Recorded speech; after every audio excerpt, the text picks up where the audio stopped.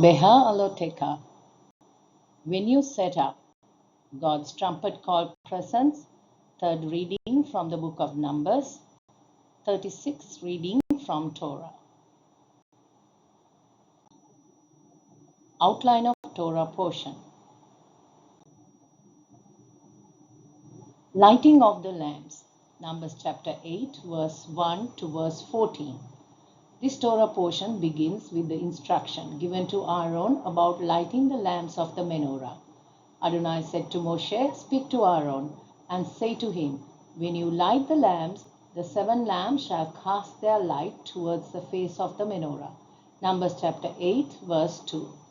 A description of making of the lampstand is found in Exodus chapter 25, verse 31 to 40. The purpose of the lampstand is to make the light more visible.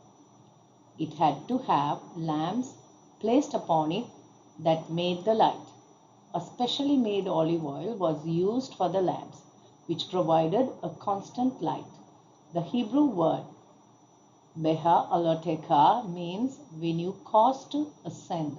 According to Rashi, Scripture describes kindling in terms of ascending. Aaron was required to kindle the lamps until the flame rises by itself. There was also a step in front of the menorah on which the Kohen stood to prepare the lamps. 6 lamps on 6 branches, 3 eastern ones, their wicks facing towards the center one, and 3 western ones, their wicks too facing the center one.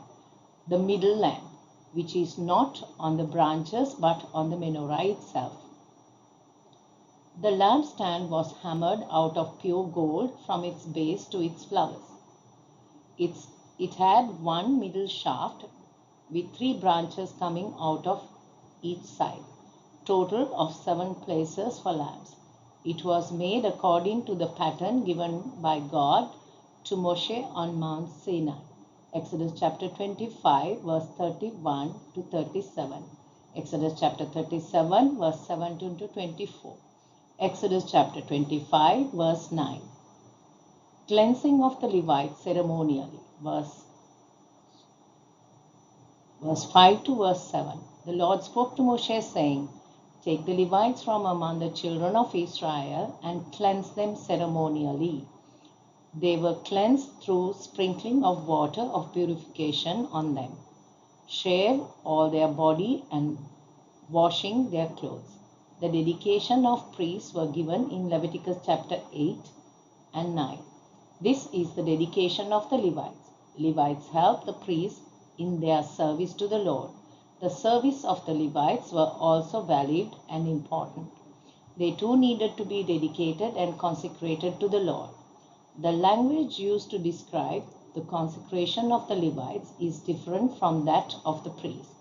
The priests were made holy. The Levites were made clean. The priests were anointed and washed.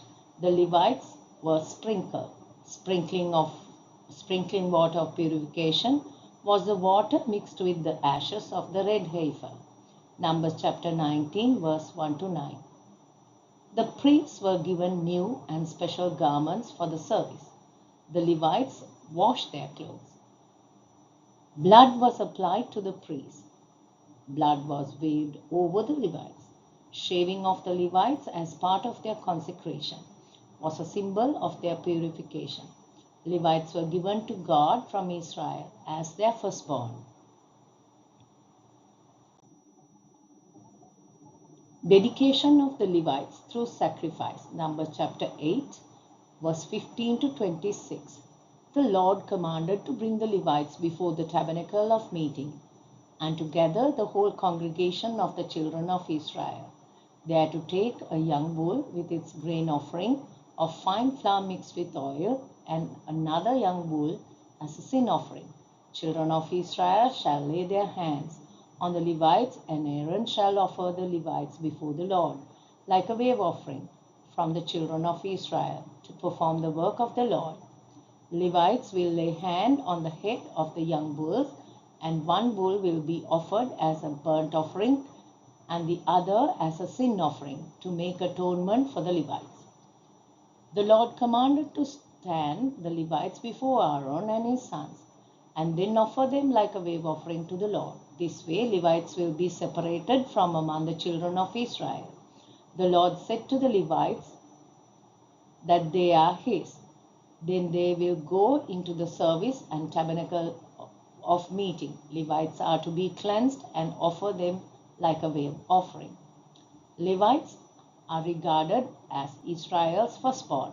Verse 16 to verse 19. The Lord said that he has taken Levites for himself instead of all who opened the womb, the firstborn of all the children of Israel. The same was stated previously in Numbers chapter 3 verse 40 to 51. Levites were given as a gift to Aaron and sons. They were set apart for God's glory and for the help and benefit of the priest.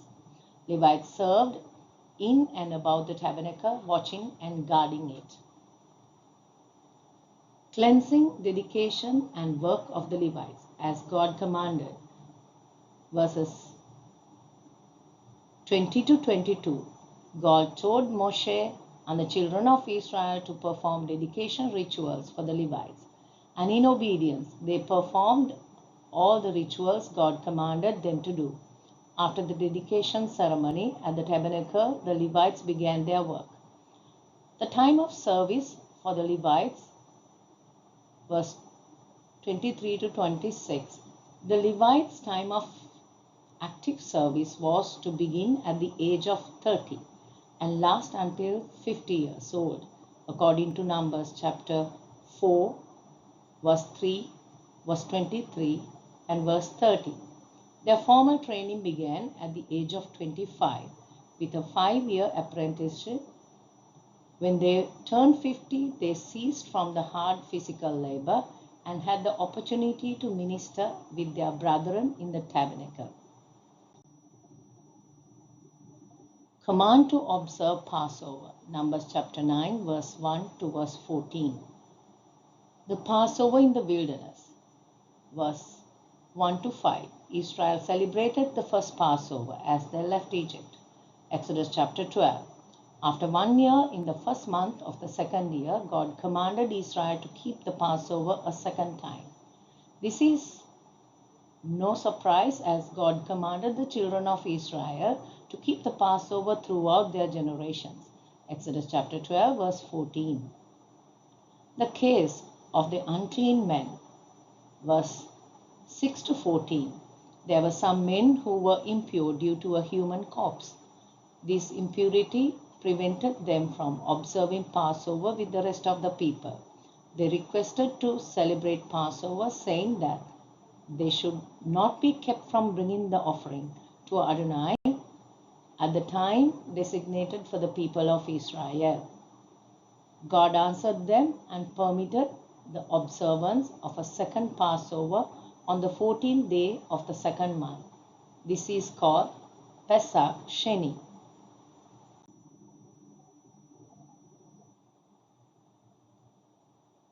The cloud and the fire guide Israel. Numbers chapter 9 verse 15 to chapter 10 verse 10. Verse 16 to 23.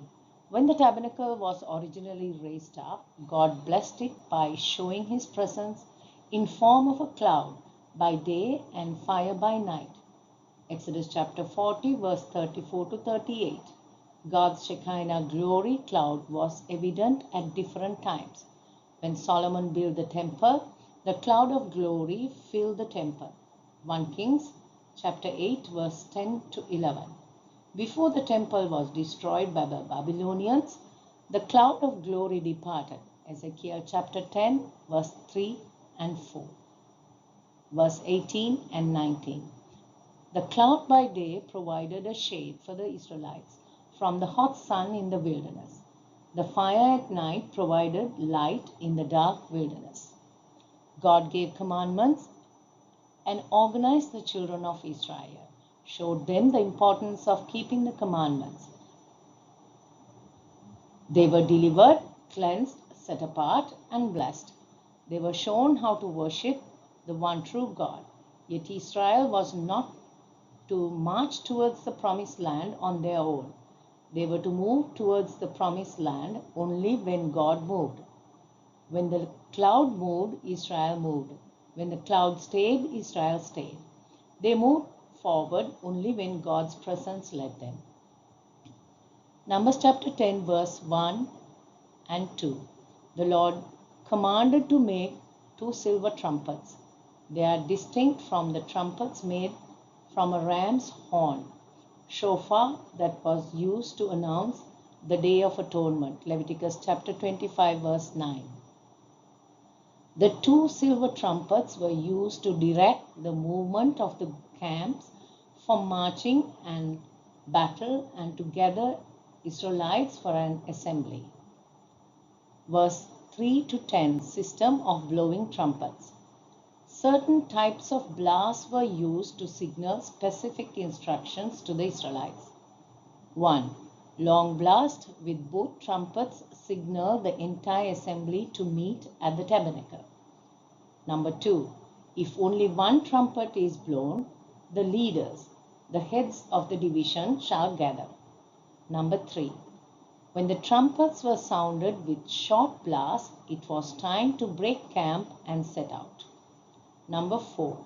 A series of short blasts on both trumpets were to be sounded during times of war. Number 5. Trumpets were also to be blown to announce Sabbats, festival days, new moons, time of sacrifice. Numbers chapter 10 uses different Hebrew words for different kinds of trumpet blasts. These trumpet blasts followed specific patterns. Numbers chapter 10 verse 3, tekiah, is a long steady blast. Numbers chapter 10 verse 5, teruah, is a series of 9 short staccato blasts. One additional blast exists in Jewish tradition called shivarim. Consists of 3 short slurred soundings. Blowing of the silver trumpets is supposed to be a permanent statute practiced by Aaronic priesthood. They were among the holy vessels of the tabernacle. With the destruction of the temple, silver trumpets went silent. When Yeshua HaMashiach comes, the clear sound of the silver trumpets will be heard in Jerusalem. Leaving Sinai for the promised land. Numbers chapter 10 verse 11 to verse 34. In the second year since leaving Egypt on the 20th of the second month, the children of Israel left Mount Sinai. The cloud rose from the tabernacle and moved to a place called Wilderness of Paran. For the first time, Israel marched as an organized, prepared nation. They had become ordered and organized. Numbers chapter 1 to verse 4. They had become cleansed and purified. Numbers chapter 5. They were set apart and blessed by God. Numbers chapter 6. They have learned to be generous and to function as priests. Numbers chapter 3 verse 7 to 8. They learned to keep the appointed times and remember the deliverance God gave them. Numbers chapter 9. God's presence guided them in their journey towards the promised land. They marched according to the instructions God had given them earlier. Verse 29 to 32. Moshe appeals to his brother-in-law to stay with Israel. Moshe was a wise leader. Children of Israel already had God's presence to guide them to the promised land. Moshe knew God's help often comes through people like Hobab, his brother-in-law. Hobab's knowledge and experience was going to be useful, helpful in finding water, food, and fuel. Complaining in the desert. Numbers chapter 10 verse 35 to verse 29. Departing from Mount Sinai. Verse 35 to 36. The children of Israel departed from the mountain of the Lord, and the ark of the covenant of the Lord went before them. They traveled for 3 days, searching for a new place to stop.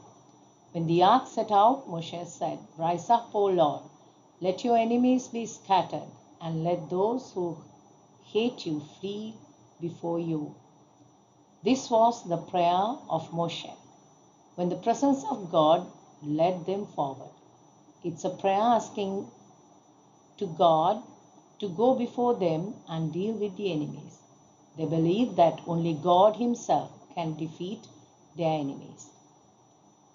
And when it rested, he said, "Return, O Lord, to the many thousand of Israel." Moshe prayed this prayer when the cloud of God's presence stopped, indicating the children of Israel were to camp. This prayer was simple. "Here we camp, Lord, stay with us." People complaining of their hardships. Numbers chapter 11, verse 1 to 3. In the previous chapters of the book of Numbers, the Torah tells how the Israel were ordered, organized, cleansed, set apart, blessed, and taught how to worship the one true God. Reminded of many miracles He performed for them, they set out towards the promised land. In few days, they became discontent and started to complain. Their complaints displeased the Lord. The pillar of cloud's fire became something of a two-edged sword and consumed some in the outskirts of the camp. People cried out to Moshe. When Moshe prayed to God, the fire was quenched. The place was named Taberah, burning, as a reminder of how God dealt with those who were discontent. Israel complained about the lack of meat. Numbers chapter 11, verse 4 to 23. The people continue to complaining that they don't want to eat only manna. They also want meat to eat. They remembered the fish, cucumbers, the melon, the leeks, and the onions, and the garlic they used to eat. They remembered this small aspect but forgot the greater hardship that they endured in Egypt, and Moshe despaired that he will not be able to bear the burden of leadership. The Spirit of the Lord upon 70 elders, Numbers chapter 11, verse 24 to 25. God tells Moshe to gather 70 of the elders. He then takes some of His Spirit from Moshe and placed it on these elders. When the Spirit rested upon them, they prophesied. They never did so again. It was a one-time experience. They were now able to share the leadership burdens with Moshe. The Spirit of the Lord also fell on Eldad and Medad, who were not at the tabernacle with the 70 elders. They were at the camp, and they prophesied at the camp. Joshua, son of Nun, said to stop them. But Moshe did not fear these men as rivals. Instead, Moshe desired to see the Lord would put His Spirit upon all of them. God brings meat. Numbers chapter 11, verse 30 to 35. The Lord sent out a wind which brought quail from across the sea and let them fall near the camp. The quail came all around the camp, that is, on the perimeter. People gathered the quail with great effort and excitement. People stayed up all that day, all night, and all the next day to gather quail and prepared it for eating. But when they ate, while the meat was still between their teeth, the Lord sent a plague among them, and many died. That place was called Kibroth Hatava, meaning graves of craving, because there they buried the people who had yielded to craving. From Kibroth Hatava, the people moved to Hazeroth and camped at Hazeroth. Miriam and Aaron bring an accusation against Moshe. Numbers chapter 12, verse 1 to 16. Miriam, Moshe's sister, and Aaron, Moshe's brother, spoke against Moshe. because of the Ethiopian woman whom he had married. The challenge was to Moshe's spiritual authority, for they said, "Has the Lord indeed spoken only through Moshe? Has he not spoken through us also?" And the Lord heard it. Now Moshe was a humble man, more than all men who were on the face of the earth. God's vindication of Moshe is found in Numbers chapter 12, verse 6 to 9. God rebuked Aaron and Miriam and demonstrated that Moshe had a special and unique level of prophecy. As a punishment, Miriam was afflicted with Zarat. Moshe prayed for his sister Miriam and God healed her. As a result, Miriam was quarantined outside the camp for 7 days. People did not journey until Miriam's quarantine ended. Afterwards, they moved from Hazeroth and camped in the wilderness of Para.